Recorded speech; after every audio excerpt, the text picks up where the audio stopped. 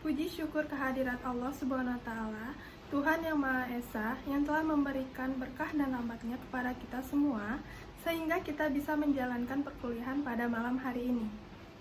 Salawat serta salam selalu tercurahkan kepada Nabi Muhammad SAW dengan mengucapkan Allahumma sholli ala Sayyidina Muhammad wa ala ali Muhammad. Terima kasih kepada Ibu Jevi Mutiara SEMM dan terima kasih kepada teman-teman semuanya karena telah memberikan kesempatan kepada kelompok 5 untuk menyampaikan materi tentang saham. Selanjutnya saya akan memperkenalkan anggota kelompok 5. Yang pertama Vina Kusmelinda, saya sendiri sebagai moderator. Yang kedua ada Siti Rahmawati. Yang ketiga Sisi Revnal Agustin. Yang keempat Desta Putri Amanda. Dan yang kelima Khairul Anam. Sebelum masuk ke materi, saya akan menyampaikan rumusan masalah.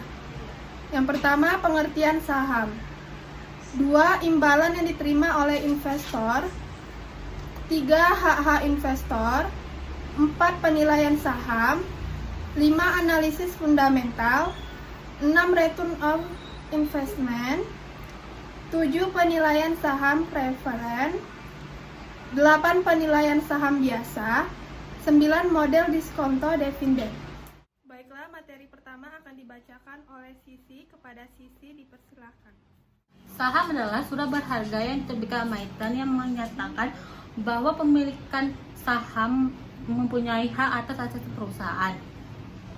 Penerbitan saham salah satu cara untuk mendapatkan dana atau modal untuk bisnis berjangka panjang. Saham sendiri dapat dijual belikan melalui bursa efek dengan harga yang berubah-ubah sesuai dengan kondisi perusahaan dan kondisi ekonomi. Selanjutnya itu adalah imbalan dapat diterima oleh investor saham. Pertama itu adalah pemilik saham. Pemilik saham itu seperti bisa mendapatkan hak suara atau voting dalam rapat umum pemegang saham. Imbalan selanjutnya adalah dividen. Dividen adalah pembagian laba bagi pemegang saham sesuai banyak saham yang dimiliki. Jika mendapatkan dividen secara tidak langsung Anda telah diakui sebagai pemilik perusahaan dan ikut serta dalam rapat umum pemegang saham. Jadi semakin banyak saham yang Anda miliki maka semakin besar juga nilai dividen yang Anda dapatkan. Tetapi dividen hanya diberikan jika perusahaan mengalami keuntungan. Yang ketiga adalah capital gain. Capital gain adalah keuntungan dari selisih harga jual dan beli. Rumus capital gain adalah harga jual kurang harga beli kalikan jumlah barang atau produk yang diinvestasikan. Contoh soalnya, saham Madios dibeli Jamal pada tahun 2011 seharga 100 juta dan mempertahankan aset tersebut hingga tahun 2021. Saat akan dijual, harga saham masa kini telah mencapai 500 juta selama 10 tahun. Dari kasus tersebut, perhitungan rumus capital gain adalah capital gain sama dengan 500 juta itu dari harga jual kurang 100 juta itu dari harga belinya kalikan 1 karena produknya tuh cuma 1 sama dengan 400 juta. Jadi diketahui besar capital gainnya adalah 400 juta. Sementara jumlah pajak atas capital gain yang harus dibayar saat presentase pajak masa itu sebesar 15%, yaitu besar pajak sama dengan 400 juta kalikan 15% sama dengan 60 juta. Jadi berdasarkan kasus di atas, besar pajak atas capital gain sama dengan 60 juta. Terima kasih kepada Sisi. Selanjutnya materi kedua akan disampaikan oleh Desta. Kepada Desta dipersilakan. Selanjutnya yaitu hak-hak investor. Yang pertama ada hak kepemilikan atau biasa yang disebut dengan control of the firm, yaitu hak ini tercermin dalam voting right yang dimiliki investor. Makin besar kepemilikan, maka makin besar pula hak pemegang saham untuk mengontrol perusahaan. Artinya bahwa pemegang saham mempunyai hak untuk mengontrol siapa saja yang akan memimpin perusahaannya, dan juga pemegang saham dapat melakukan hak kontrolnya dalam bentuk memveto dalam pemilihan direksi di rapat tahunan. Yang kedua yaitu preemptive right. Hak investor saham untuk didahulukan dalam pembelian saham baru yang diterbitkan oleh perusahaan. Yang artinya, jika perusahaan mengeluarkan tambahan lembar saham baru yang beredar akan lebih banyak dan akibatnya presentasi kepemilikan saham yang lama akan turun. Maka presentasi ini memberi prioritas kepada pemegang saham lama untuk membeli tambahan saham baru sehingga presentasi kepemilikan tidak berubah. Selanjutnya yaitu penilaian saham. Penilaian saham ialah suatu mekanisme untuk merubah serangkaian variabel ekonomi atau variabel perusahaan yang akan menjadi perkiraan tentang harga saham. Misalnya, laba perusahaan dan dividen yang dibagikan, serta suatu metode untuk mencari nilai-nilai saham yang menjadi ukuran dalam investasi surat berharga. Selanjutnya yaitu nilai buku atau book value, yaitu aset bersih yang dimiliki pemilik dengan memiliki satu lembar saham. Nilai yang dilihat dari laporan keuangan perusahaan yang bersangkutan. Nah, dengan satu slot saham sama dengan 100 lembar saham. Adapun rumus dari nilai buku yaitu nilai buku sama dengan total ekuitas dibagi jumlah saham biasa yang beredar. Adapun contoh soalnya yaitu yang pertama, PT Arunika memiliki total jumlah lembar saham yang beredar sebanyak 20.000. Nilai jumlah ekuitas di bulan November tahun 2021 sebanyak 200 juta. Maka perhitungan book value per lembar saham dari PT Arunika yaitu sama dengan Rp 200 juta dibagi 20.000 sama dengan 10.000 per lembar saham. Sehingga adanya perhitungan di atas kita sudah mengetahui bahwa nilai buku dari PT Arunika per lembar sahamnya sebesar 10.000 per lembar saham. Terima kasih kepada Destas. Materi selanjutnya akan dibacakan oleh Khairul. Kepada Khairul dipersilakan. Selanjutnya nilai pasar atau market value. Nilai pasar atau market value merupakan nilai yang digunakan untuk menggambarkan nilai aset atau perusahaan di bursa saham. Nilai pasar atau market value juga dapat dikatakan sebagai harga saham di bursa saham pada saat tertentu. Nilai pasar ini ditentukan oleh pemerintah dan juga ditentukan oleh penawaran yang bersangkutan di pasar bursa. Selanjutnya nilai intrinsik saham. Nilai intrinsik saham merupakan nilai sesungguhnya dari saham. Nilai intrinsik suatu saham hanya bisa diperkirakan dengan beberapa pendekatan.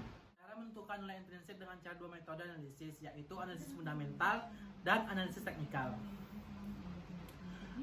Analisis teknikal dengan cara menghitung nilai intrinsik dari data perdagangan saham atau harga dan volume penjualan yang telah tahun lalu. Kemudian analisis fundamental, yaitu dengan cara menghitung nilai intrinsik saham menggunakan data keuangan perusahaan. Terima kasih kepada Khairul. Materi selanjutnya akan dibacakan oleh Siti. Kepada Siti dipersilakan. Selanjutnya saya akan menjelaskan tentang analisis fundamental. Analisis fundamental adalah menghitung nilai intrinsik menggunakan data keuangan perusahaan.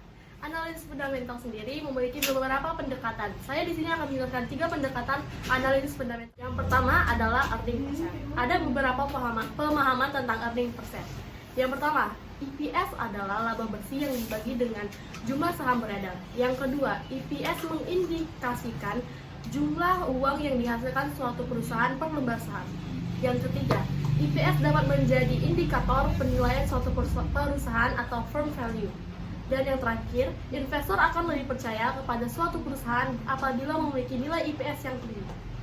Cara mencari EPS adalah laba bersih dibagi dengan jumlah lembar saham yang beredar. Selanjutnya itu contoh soal. Diketahui bahwa berdasarkan rilis laporan keuangan PT Rembulan terbaru untuk kinerja setahun penuh di tahun 2017, laba bersih PT Rembulan adalah 4,5 miliar rupiah. Adapun jumlah lembar saham yang beredar adalah 20 juta lembar. Berikut rumus perhitungan EPS saham PT Rembulan. EPS sama dengan laba bersih per jumlah lembar saham sama dengan 4,5 miliar rupiah dibagi 20 juta sama dengan 225 rupiah per lembar. Jadi laba bersih per saham atau EPS PT Rembulan adalah 225 rupiah per lembar. Selanjutnya itu price earning ratio. Price earning ratio atau yang bisa disingkat dengan PR adalah rasio pasar yang digunakan untuk menghitung besar perbandingan antara harga saham dan laba bersih per lembar saham. Cara mencari PR adalah harga saham per lembar dibagi dengan laba per lembar saham. Selanjutnya saya akan memberikan contoh soal. Diketahui bahwa posisi harga saham PT Sanadu yang terbaru di pasar saham adalah 2.890 per lembarnya. Sedangkan EPS-nya berdasarkan dari laporan keuangan adalah 425 per lembar. Maka perhitungannya adalah PER, harga saham per lembar dibagi laba per lembar saham sama dengan Rp2.890 dibagi 425 sama dengan 6,8 kali. Jadi PER PT Sanadu adalah 6,8 kali. Maksudnya harga saham PT Sanadu saat ini adalah 6,8 kali dari nilai EPS atau laba per lembar sahamnya. Selanjutnya adalah return on equity. Return on equity atau ROE adalah jumlah imbal hasil dari laba bersih terhadap ekuitas dan dinyatakan dalam bentuk persen. Cara mencari ROI yaitu laba bersih setelah pajak dibagi dengan ekuitas. Contoh soalnya, pada tahun 2017 lalu, ekuitas rata-rata para pemegang saham perusahaan PT Gamantares sebesar 625 juta dengan laba bersih sebesar 1 miliar. Maka nilai pengembalian ekuitas dari perhitungan di atas, perhitungan tersebut adalah 1 miliar dibagi dengan 625 juta sama dengan 1,6 atau 160% ROI. Hasil perhitungan ROI mendekati 1 menunjukkan semakin efektif dan efisien penggunaan ekuitas perusahaan untuk menghasilkan pendapatan. Selanjutnya yaitu Return on Investment atau ROI. ROI adalah rasio yang menunjukkan hasil dari jumlah aktiva yang digunakan dalam perusahaan atau suatu ukuran tentang efisiensi manajemen. Rasio ini menunjukkan hasil dari seluruh aktiva yang dikendalikan dengan mengabaikan sumber dana. Rasio ini biasanya ditunjukkan dalam bentuk persentase.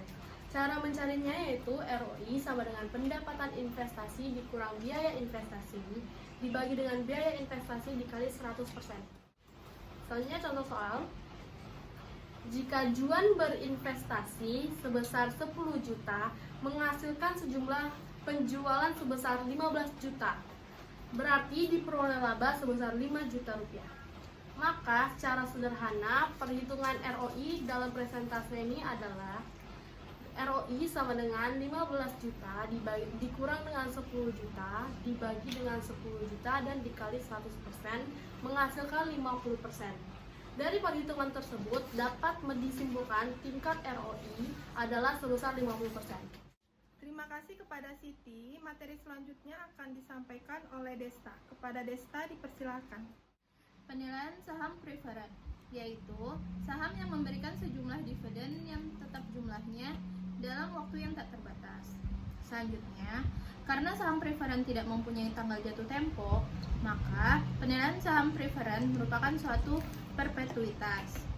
Rate of return dari saham preferen dapat ditentukan dengan rumus ROR sama dengan dividen per lembar saham dibagi harga pasar dikali 100%. Contoh soal dari saham preferen. Dari suatu saham preferen diperoleh data sebagai berikut. Harga nominal Rp10.000, dividen tahunan Rp600, harga pasar Rp8.000. Kemudian hitunglah rate of return-nya. ROR sama dengan dividen per lembar saham dibagi harga pasar dikali 100%. ROR sama dengan Rp600 dibagi Rp8.000 dikali 100% sama dengan 7,5%. Terima kasih kepada Desta. Materi selanjutnya akan disampaikan oleh Khairul Anam. Kepada Khairul Anam dipersilahkan. Selanjutnya penilaian saham biasa. Perhitungan nilai saham biasa dengan dividen sebagai dasarnya dilakukan dengan asumsi bahwa investor bersedia membayar suatu saham di masa mendatang dengan harga jual dan dividen di masa yang akan datang. Rate of return dari saham biasa dapat dihitung menggunakan rumus ROR sama dengan D1 ditambah P1 dikurang P0 per P0, di mana D1 merupakan cash dividend dan P1 harga pasar serta P0 harga nominal. Contoh soal dari penilaian saham biasa yaitu suatu saham bisa dibeli dengan harga Rp27.850. Cash dividend yang diharapkan tahun depan sebesar Rp2.600. dan diharapkan pada akhir tahun pertama saham tersebut dapat dijual dengan harga Rp35.500. Kemudian tentukanlah rate of return dari saham biasa tersebut.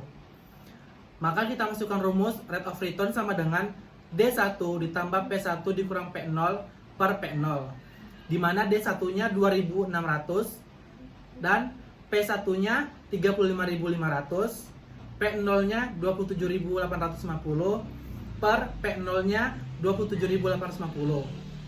Sehingga 2.600 ditambah 35.500 dikurang 27.850 per 27.850 didapat 0,368 atau 36,8%. Maka tingkat pengembalian saham atas investasi yang akan diterima oleh investor adalah sebesar 36,8%. Terima kasih kepada Khairul.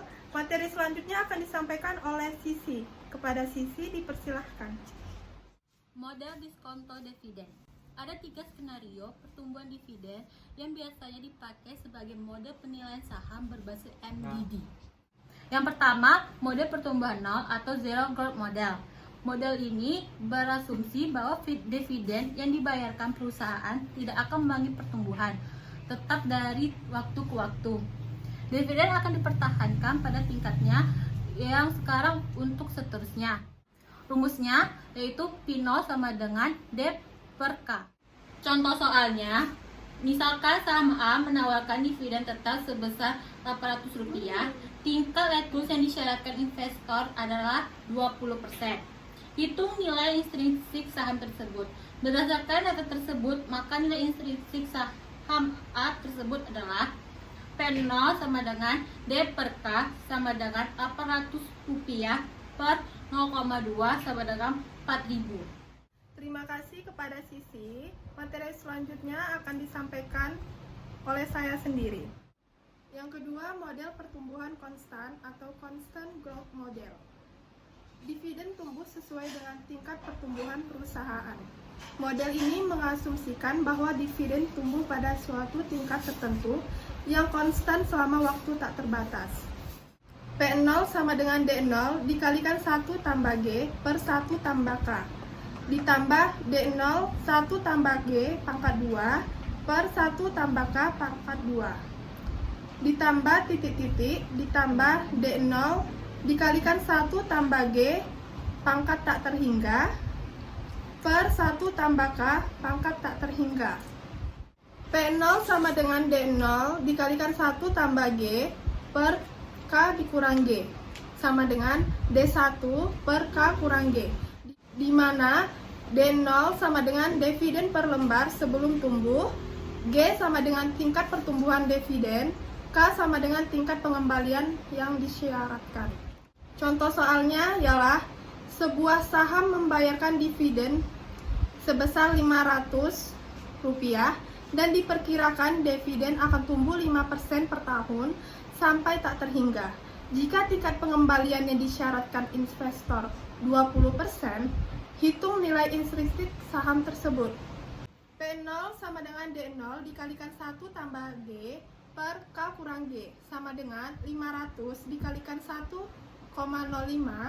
per 0,2 dikurang 0,05 sama dengan Rp3.500. Yang ketiga, model pertumbuhan dividen secara tidak konstan atau non-constant growth rate model. Umumnya, tingkat pertumbuhan dividen tidak konstan karena kebanyakan perusahaan-perusahaan mengalami life cycle, yaitu early faster growth, faster than economy, then match with economic growth, dan slower than economic growth. Rumus menghitung dividen tumbuh secara tidak konstan, yaitu PF sama dengan D1 per 1 tambah K ditambah D2 per 1 tambah K pangkat 2 ditambah titik-titik ditambah DN per 1 tambah K pangkat N ditambah D0 dikalikan 1 tambah G1 pangkat N kemudian dikalikan 1 ditambah G2 per K kurang G2 dikalikan 1 tambah K pangkat N, di mana DO sama dengan dividen yang dibagikan pada tahun dasar. D1 sama dengan D0 dikalikan 1 tambah G dan D2 nya sama dengan D0 dikalikan 1 tambah G pangkat 2, kemudian DN sama dengan D0 dikalikan 1 tambah G pangkat N. Kemudian ada G1 sama dengan pertumbuhan dividen periode 1, yaitu G lebih besar dari K. Kemudian G2 pertumbuhan dividen periode 2, yaitu G lebih kecil dari K. Kemudian K sama dengan tingkat pengembalian yang diharapkan. Contoh soalnya yaitu perusahaan kreatif kernel selama ini membagikan dividen yang jumlahnya bervariasi. Perusahaan memperkirakan kenaikan pendapatan sebesar 20% per tahun selama 2 tahun mendatang. Tetapi setelah itu pendapatan akan menurun menjadi 5% per tahun sampai waktu tak terhingga. Pemilik perusahaan menginginkan return sebesar 18%. Dividen terakhir yang dibagikan adalah 200 per lembar. Berapakah harga saham perusahaan tersebut sekarang? Yaitu D1 sama dengan 200, 1 dikalikan 1 tambah 0,2, yaitu sama dengan 240. D2-nya sama dengan 200 dikalikan 1 tambah 0,2 pangkat 2, sama dengan 288. PF-nya sama dengan D1 per 1 tambah K, ditambah D2 per 1 tambah K pangkat 2, ditambah D0, dikalikan 1 tambah G1 pangkat N, dikalikan 1 tambah G2, per K kurang G2, dikalikan 1 tambah K pangkat N. PF sama dengan 240 sama dengan 1 ditambah 0,18, ditambah 288 per 1 tambah 0,18 pangkat 2, ditambah 200 dikalikan 1 ditambah 0,2 pangkat 2, dan dikalikan 1 tambah 0,05 per 0,18 dikurang 0,05 dikalikan 1 tambah 0,18 pangkat 2, yang mana hasilnya PF sama dengan 2080,73. Demikian video presentasi dari kelompok 5. Saya sebagai moderator mewakili teman-teman mengucapkan terima kasih atas perhatiannya. Apabila ada kekurangan dalam video presentasi, mohon maaf. Wassalamualaikum warahmatullahi wabarakatuh.